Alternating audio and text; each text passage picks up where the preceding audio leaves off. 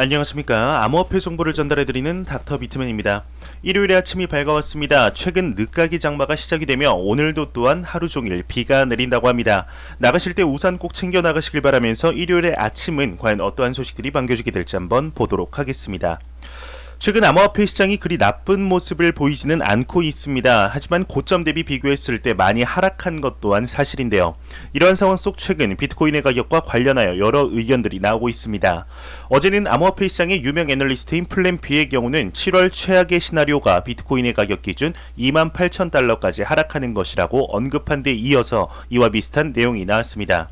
이제는 7월이 아닌 더 나아가 2021년 말까지 비트코인이 3만 달러를 밑돌 것으로 전망을 했다고 하는데, 이에 관한 내용 같이 보도록 하겠습니다. 포트폴리오의 관리자 44%는 2021년 말까지 비트코인이 3만 달러를 밑돌 것으로 전망을 했다고 합니다. 최근 CNBC 분기별 조사는 기관 포트폴리오 관리자와 이제 증권 전략가들이 올해 말까지 비트코인 가격이 어떻게 흐를지에 대한 생각을 밝혔다고 하는데요. 밑에 CNBC 분기별 설문조사라는 부제를 한번 보도록 하겠습니다. 진행자에 따르면 2021년 하반기이죠. 7월부터 12월에 비트코인이 지금의 가격보다 더욱 밑으로 내려갈 것으로 보는 사람들이 44%로 가장 많았다고 합니다. 그 외에 25%는 2021년까지 4만 달러를 돌파할 것이다. 그 외에 25%는 5만 달러, 6%만이 6만 달러를 돌파할 것이라고 이야기를 했다고 하는데, 현재 암호화폐 시장의 전반적인 투자 심리가 상당히 가라앉아 있다는 것을 반증해주는 자료이지 않을까 생각이 듭니다. 이런 상황 속 지난 5월 진행이 되었던 가격의 하락 여파가 지금까지 이어지고 있는 것일까요? 애널리스트들의 이야기들이 계속해서 나오고 있습니다. 한 유명 암호화폐 애널리스트의 경우는 다음 강세장까지는 시간이 좀 걸릴 수도 있다 이야기를 했다고 하는데요. 이에 관한 내용 같이 한번 보도록 하겠습니다. 암호화폐 애널리스트 크립토 메시아의 경우는 다음 강세장까지 시간이 좀 걸릴 수도 있다 언급을 했다고 합니다. 데일리오들에 따르면 유명 암호화폐 고래이자 애널리스트인 크립토 메시아의 경우는 한 인터뷰에서 다음 암호화폐 강세장이 시작이 되기까지 시간이 걸릴 수 있다 진단을 했다고 합니다. 추가적으로 그는 사람들이 너무 빠르게 흥분했다고 생각한다. 이것이 더블 버블이라면 다시 상승하기까지 몇 개월이 소요될 것 같다 이야기를 했다고 하는데요. 이외 내용은 그리 중요하지 않아서 넘어가도록 하겠습니다. 현재 암호화폐 시장의 하락한 투자 심리 속에 이제 시장이 끝난 것이 아니냐라는 목소리 또한 들리고 있는 것이 사실입니다.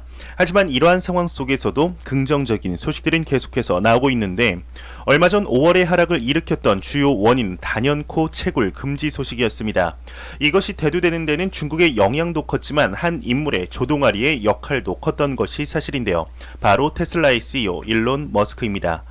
일론 머스크의 경우는 비트코인을 이용한 테슬라의 자동차 결제권에 대하여 진행한다고 했다가 다시 말 돌려서 안 한다고 했다가 지난 6월 14일에는 이러한 언급을 했었습니다. 일론 머스크의 경우는 비트코인을 만약 청정 에너지로 채굴을 하게 되면 비트코인 결제에 대하여 허용한다는 언급을 한 것이죠. 정확히는 비트코인 채굴의 50%가 청정 에너지를 사용하게 되어 채굴을 하게 된다면 다시 결제를 허용한다는 것이었는데, 이에 한 애널리스트가 이야기를 했습니다. 다시 결제 허용해야 할 것 같은데요. 어떤 내용인지 한번 같이 보도록 하겠습니다.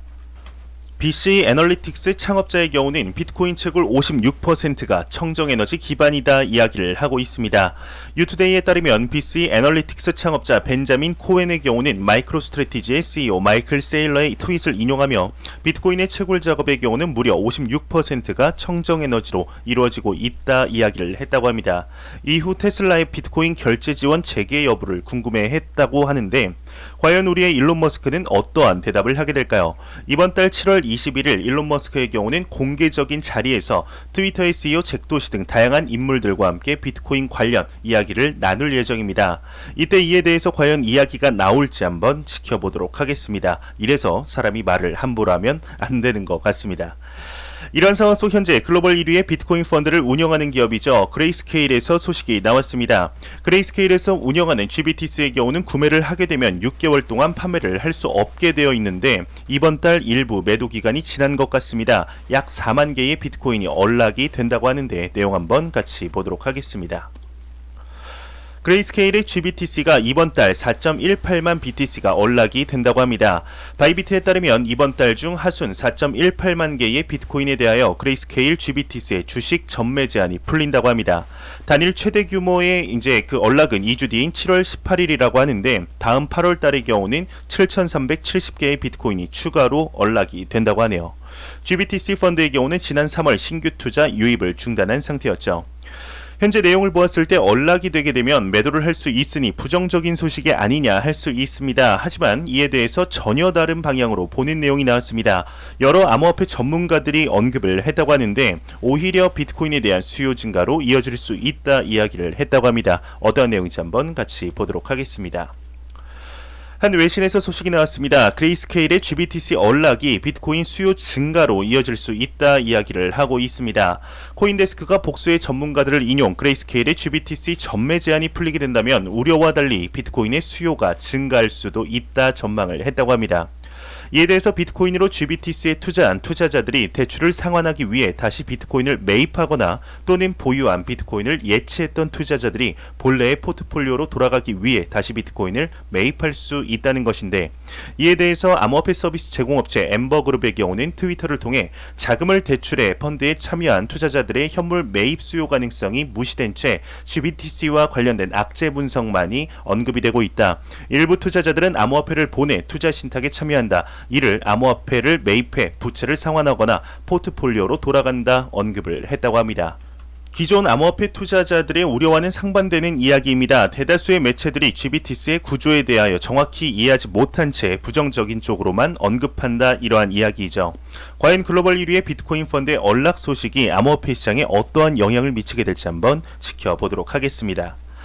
지난 2018년부터 암호화폐 투자자분들에게 이제는 승인이 나지 않겠냐 하는 기대감을 주었던 소식이 있습니다. 바로 비트코인 ETF인데요. 지난 2018년부터 현재까지 계속해서 미뤄지며 투자자들의 애간장을 태우는 소식 중 하나입니다. 현재 비트코인 ETF의 경우는 미국을 제외한 캐나다와 브라질 등 국가들에서는 지속적으로 승인이 나는 상태이지만 안타깝게도 미국에서는 계속해서 연장을 하며 많은 질타를 받고 있는 중이죠. 이에 대해서 한 SEC의 위원의 경우는 이미 ETF가 승인이 되어 있어야 한다며 안타까움을 표출하고 있다고 합니다. 어떤 내용인지 한번 같이 보도록 하겠습니다. SEC의 헤스터 피어스 위원은 비트코인 ETF는 이미 승인되어 있어야 한다 이야기를 하고 있습니다. CNBC에 따르면 미 증권거래위원회 SEC의 위원인 헤스터 피어스 위원의 경우는 SEC가 비트코인 ETF를 이미 승인했어야 한다 이야기를 했다고 합니다. 그녀는 10년 전 잠재적인 시장 조작 및 유동성에 대한 우려가 거절의 정당화가 될 수 있지만 상황이 바뀌었다고 지적을 했다고 하는데 정확히는 이렇게 이야기를 했다고 합니다. 시간이 지나감에 따라 과거의 비승인 이유가 점점 약해지는 것 같다 언급을 한 것이죠. 여기 사진 자료를 보시게 되면은 이 인물이 SEC의 헤스터 피어스 위원입니다. 아마 제 영상을 꾸준히 보셨던 분들에게는 꽤나 익숙한 인물일 텐데요.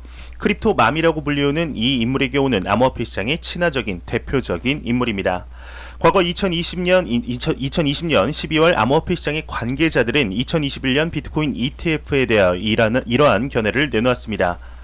암호화폐 전문 미디어 더 블록이 내놓은 2021년 디지털 자산 전망 보고서에 따르면 SEC가 비트코인 ETF를 승인할 것으로 예측하냐라는 질문에 업계 관계자 중 무려 절반이 넘는 51.3%의 인원들이 승인이 될 것으로 본 것이죠.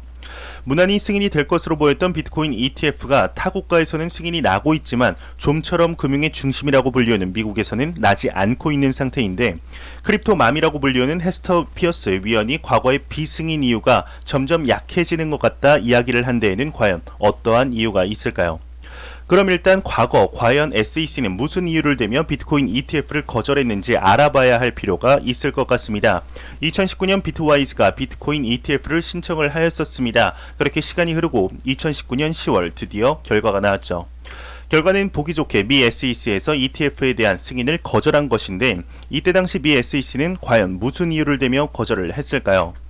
비트와이즈의 ETF에 대하여 미 SEC 측은 시세 조작을 비롯한 각종 부정 행위를 예방하기 위해 갖춰야 할 법적 요건을 다 갖추지 못했다는 것을 이유로 거절을 한 것입니다. 이러한 상황 속에서도 이제 비슷한 시기 월셔 피닉스의 경우도 비트코인 ETF의 신청서까지 이제 수정을 하며 제출을 하였습니다. 이 수정한 신청서에는 증권 발급과 환매 절차 그리고 펀드의 상장 및 거래 방식을 SEC의 권고 사항에 맞춰 개정을 한 것이죠. 이에 시간이 지나며 대망의 2020년 2월 결과가 나왔습니다. 과연 어떠한 결과가 나왔을까요?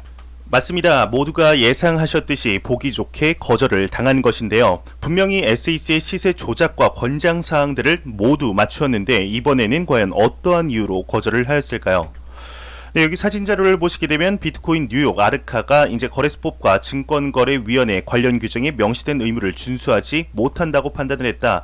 즉 비트코인 ETF를 취급할 거래소는 거래소법에 명시한 대로 사기나 시세 조작을 막고 투자자를 보호함으로써 공익에 복무하려는 조치를 다해야 하지만 이번 규정 변경 신청서에 수반한 조치는 이를 충족하기에는 미흡했다 이야기를 한 것입니다.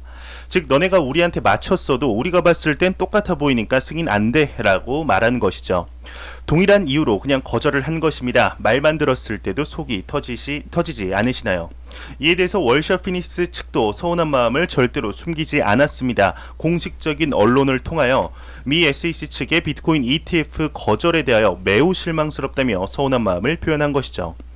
SEC 측에서는 지금 어떠한 5만 가지 이유를 대며 비트코인 ETF에 대한 승인을 미루고 있는 상황 속 한 가지 재미난 소식이 또 나오게 됩니다. 현재 SEC의 위원장으로는 여러분들도 잘 아시다시피 암호화폐 시장에 관하여 저명하다고 알려진 게리 겐슬러가 취임을 한 상태입니다. 그렇다면 저때 당시 SEC의 위원장은 누구였을까요? 바로 전 위원장의 경우는 제이 클레이튼이었습니다. 이 제이 클레이튼의 경우는 비트코인에 대하여 그리 긍정적인 기조를 보이지 않았던 인물로 유명했었는데 SEC 위원장을 직을 사임한 후 근황에 대해서 혹시 들으신 적이 있으실까요? 놀랍게도 현재는 원리버라는 암호화폐 관련 기업에서 수십억의 연봉을 받으며 비트코인 ETF의 승인을 위하여 노력하고 있다고 합니다. 참 이런 아이러니가 어디 있을까 싶습니다. 분명 이러한 것들을 크립토맘이라고 불리는 헤스터 피어스 위원뿐 아니라 다수의 비트코인 ETF 찬성론자들이 분통을 터뜨리는 것이 아닐까 생각이 드는데요. 제 개인적으로 다른 국가들의 ETF 승인 영향도 긍정적이라고 생각을 하지만 금융의 중심이라고 불리우는 미국에서의 비트코인 ETF 승인이 암호화폐 시장을 그제서야 스타트라인에 설 수 있게 한다고 생각을 합니다. 현재 앞서 언급드린 게리 겐슬러의 취임 이후 무난하게 승인이 될 것만 같았던 비트코인 ETF 승인이 계속해서 미루어지고 있는 상황입니다. 하지만 정확하게 짚고 나아가야 하는 것은 게리 겐슬러의 경우는 비트코인 ETF에 대하여 승인이 되어야 한다는 입장이었다는 것을 잊지 않아야 됩니다. 그러기 위해서는 이 시장의 구조적인 문제와 규제가 잡혀져 있어야 한다는 것을 거듭해서 강조를 한 것이죠. 이런 전반적인 기조들을 보았을 때 시간의 문제이지 결국엔 비트코인 ETF는 승인이 될 것으로 생각을 하고 있습니다. 다만 그 시기가 이번 연도를 넘기지 않았으면 하는 것은 비단 저만의 생각은 아닐 것이라 생각이 듭니다. 매일같이 나오는 리플 XRP에 관한 소식이 오늘도 또한 나왔습니다. 최근 리플사의 경우는 미 SEC와의 소송으로 바쁜 나날들을 보내고 있는 와중 오늘은 상당히 긍정적인 소식이 나왔습니다. 리플사의 주요 솔루션이죠. XRP를 직접 사용하는 ODL 솔루션이 아랍에미리트 경제부에 공식 등록이 되었다고 합니다. 어떠한 내용인지 한번 같이 보도록 하겠습니다. 리플의 ODL 솔루션 UAE 규제기관에 등록되었다. 결제금융서비스 제공을 할 전망이다 이야기를 하고 있습니다. 유투데이에 따르면 리플 커뮤니티 멤버 트위터 계정을 인용하면서 리플의 ODL 솔루션이 아랍에미리트 경제부에 공식 등록이 되었다고 합니다. 제출된 문서의 번역본에 따르면 리플은 법정화폐와 관련된 결제 서비스 등 전자금융 서비스를 제공하고 네트워크에서 디지털 화폐와 법정화폐를 거래하기 위해 ODL 제품 등록을 신청했다라고 언급을 하고 있습니다. 여기서 주목해야 할 점이 과연 무엇일까요? 바로 마지막 문장에 디지털 화폐와 법정화폐 거래를 위해 ODL 솔루션을 사용한다는 것이죠. 여기 자료를 한번 보시겠습니다. 지난 2020년 말 이러한 소식이 나왔습니다. 사우디아라비아와 아랍에미리트의 경우는 디지털 화폐가 공식적으로 출시 임박했다라는 내용이죠. 실험은 총 3단계로 진행이 되어 있으며 6개의 시중은행으로부터 도입 범위를 점차 확대했는데 그 결과 DLT를 활용한 분산형 결제 시스템이 중앙 집중형 방식보다 개선점을 보인다는 것으로 나타난 이런 이야기가 나왔습니다.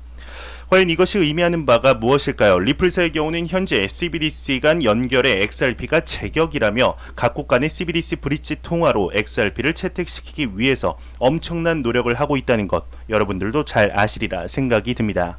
이에 첫 발을 내디딘 역사적인 순간이죠. 이제 시작입니다. 정말 모두가 말도 안 된다고 했던 소식이 나오고야 말았습니다.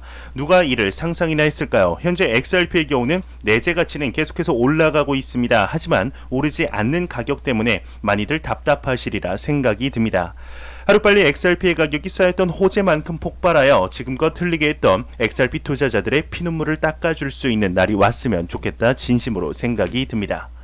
제가 준비해온 소식은 여기까지입니다. 마지막으로 코인마켓캡에서 가격 보고 마무리하도록 하겠습니다. 메이저 탑10 코인들 전반적으로 살펴보도록 하겠습니다.